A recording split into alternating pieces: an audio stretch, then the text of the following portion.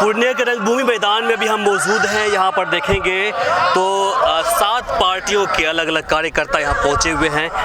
सबसे पहले आपसे हम जानेंगे कि यहाँ पर किस उद्देश्य के साथ पहुँचे हैं। हम लोग यहाँ महंगाई, बेरोजगारी, भ्रष्टाचारी जो पूरे देश में मतलब लोग पूरे अथी है, उसी के मतलब हम लोग अगेंस्ट में यहाँ पर आए हैं कि लोग किस तरह त्रस्त है, उसी के लिए हम लोग आए हैं।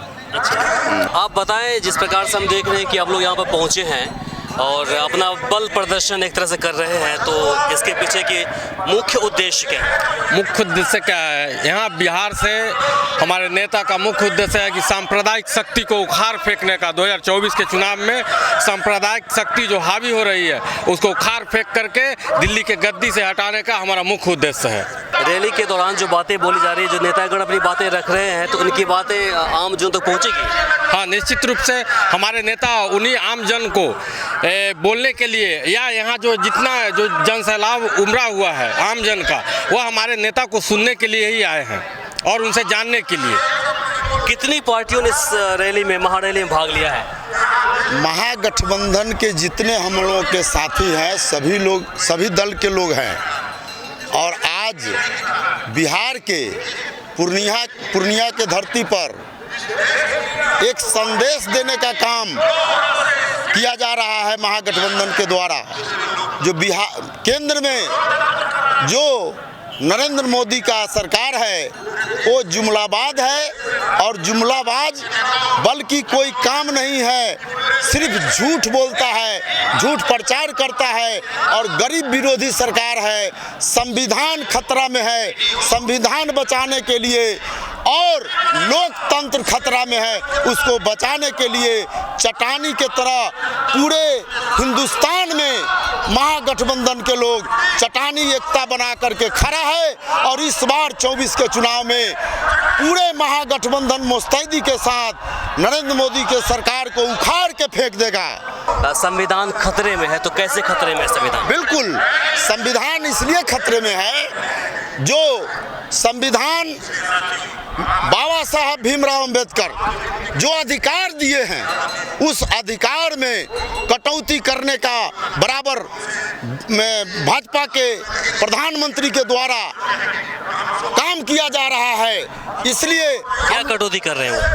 कटौती जैसे आरक्षण में वो बराबर कोशिश कर रहे हैं जो गरीब तबका के लोग हैं उनका आरक्षण समाप्त किया जाए।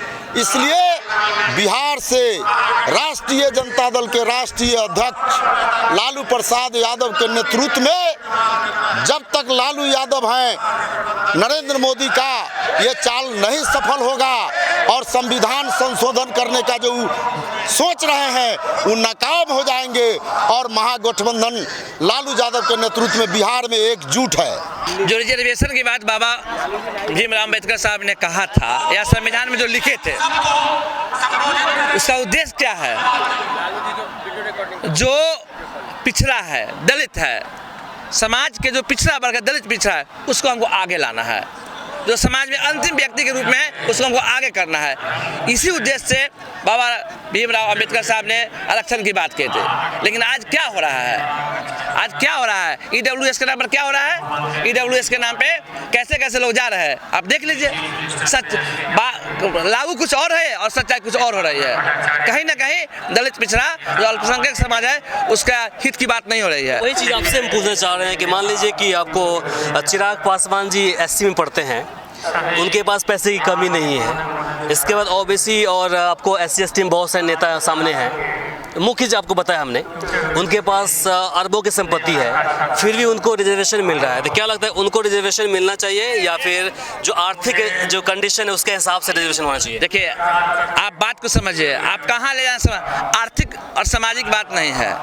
रिजर्वेशन की आपने बोला कि वो खत्म कर रहे हैं, इसी प्रकार से जिस प्रकार से मोदी जी ने बोला था। अंतिम व्यक्ति में कौन लोग हैं, उनको कौन आगे लाएंगे? समाज के अंतिम जो उस लायक है उनको मिलना चाहिए। इसके लिए नरेंद्र मोदी जी भी कर रहे हैं, ठीक है, सब कर रहे हैं, पार्टी का हर नेता कर रहे हैं, लेकिन जिस प्रकार से आप बोलिएगा कि रिजर्वेशन कहीं ना कहीं उनको ख़त्म कर रहे हैं वो गलत है, तो ये कहाँ तक सही है? बिल्कुल रिजर्वेशन खत्म कर रहे हैं। आप देखिए ना, भारत सरकार का जो भी नवरत्न था या जो सरकारी महकमा था, उसको क्या करें, सब बेच रहे हैं, सबको डील कर रहे हैं, बेच रहे हैं, हटा रहे हैं। इसका क्या उद्देश्य है? वो तो बोलते हैं कि हम प्राइवेटाइज कर रहे हैं ताकि जो गुणवत्ता बढ़ेगी। अरे प्राइवेट एक अदानी और अंबानी को आगे बढ़ाने से प्राइवेटाइजेशन हो जाएगा?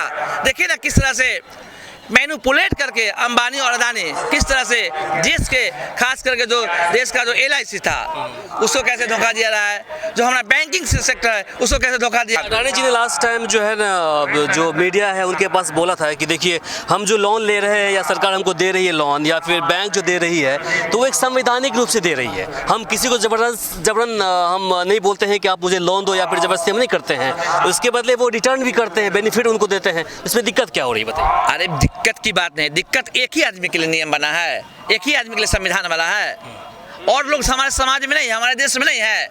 बहुत सारे उद्यमी हैं, सबको मिलता है कहीं ना कहीं जितने भी उद्यमी है अभी के दौरान में सबको लोन तो मिलता ही है। खास लोगों को, खास करके अंबानी और अदानी को आगे बढ़ाने का काम कर रहे हैं। उनका आप देखे होंगे, कहे थे हम विश्व में तीसरा स्थान है, पहला स्थान है, आज कहाँ गए? अगर वो कहीं ना कहीं अडानी जी को दे रहे हैं, मैनिपुलेट करके गलत डॉक्यूमेंट्स दे करके इन्होंने लोन लेने का काम किया।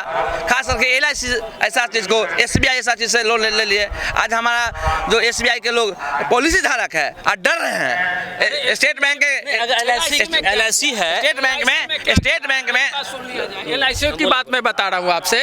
आपका पैसा अगर 2 महीना आप नहीं देंगे तो फाइन आपको अलग से लगेगा, और उसके बाद फाइन के साथ साथ जो फाइन दे रहे हैं उस पर GST दीजिए। पहले था क्या कि बिना GST का LIC लोग करवाते थे, बिना GST का लोग LIC करवाते थे, GST नहीं देना पड़ता था। आज आप गवर्नमेंट जॉब में जा रहे हैं तो वहाँ आपको GST लग रहा है, और फिर GST जो देते हैं उसमें 2 प्रकार का GST होता है, एक स्टेट गवर्नमेंट का होता है, सेंट्रल गवर्नमेंट का होता है, दोनों की बराबर की भागीदारी होती है। LIC प्रीमियम, उसमें LIC तो सरकार की संपत्ति है, और वहाँ से जो बेनिफिट होता है तो आम लोगों के बीच खर्च किया जाता है, तो उसमें दिक्कत क्या है? LIC प्रीमियम पर दोनों जोड़ता है, LIC प्रीमियम पर SGT और GST दोनों जोड़ता है, और दोनों पर अगर आप 6 महीना लेट कर गए प्रीमियम देने में तो फिर प्रीमियम पर जो इंटरेस्ट आएगा उस इंटरेस्ट पर भी आपको इंटरेस्ट देना, GST देना। वो पैसा घूम फिर कर तो हमारे आपके बीच ही खर्च होता है। मेरा कहना ये है कि आप कमाते हैं 50,000 रुपया महीना, आप वहाँ पेमेंट कर देते हैं GST SGT इनकम टैक्स, वहाँ रिटर्न आप दे देते हैं। उसके बाद आप फिर आते हैं कि कोई सामान हम परचेज करने जाते हैं, मान लीजिए कि हम साबुन परचेज कर गए, उस पर GST हम दे रहे हैं। एक तरफ तो हमसे आप जो हम कमाते हैं वो पैसा पर आप GST SGT ले रहे हैं, इनकम टैक्स रिटर्न फाइल कर रहे हैं हम, और दूसरी तरफ आप हमसे साबुन खरीद रहे हैं, सोडा खरीद रहे हैं, तेल खरीद रहे हैं, खाने पीने वाला का आटा चावल गेहूँ खरीद रहे हैं, उस पर आप GST SGT ले रहे हैं। ऐसा क्यों? क्लियर कर देता हूँ, ये क्या है? कहीं एक जगह देंगे, कहीं एक जगह देंगे हम, आप हमसे नौकरी में लीजिए चाहे यहाँ लीजिए। सरकार तो कहती है ठीक है हमने GST आपसे लिया है तो उसके बदले में आपको हम बेनिफिट दे रहे हैं, सब्सिडी दे रहे हैं, कहीं ना कहीं घूम फिर करके। आप किसान, मान लीजिए किसान है, मान लीजिए कि किसान को आज सम्मान निधि योजना के तहत पैसा मिल रहा है 5,000 रुपए 6,000 रुपए मिल रहा है, गेहूँ चावल बंद कर दीजिए, मत दीजिए। जो गरीब लोग हमने ऐसे लोगों से मिला है, गरीब बना रहे हैं और क्या कर रहे हैं, हमने ऐसे लोगों से भी मिला है जिनका कहना है कि भैया मेरे घर के अंदर, भैया बात सुन लीजिए, जिनका कहना है कि मेरे घर के अंदर आज जो है ना खाना नहीं बना है। क्यों नहीं मिला है? क्योंकि हमें राशन हमें मिला है। वो लोग तो चले गए, हमारे समाज के लोग हैं। आप यहाँ हमारे इस चैनल को सब्सक्राइब करें, साथ ही बेल आइकन पर प्रेस करना ना भूलें ताकि हर अपडेट्स आप तक पहुंचती रहे।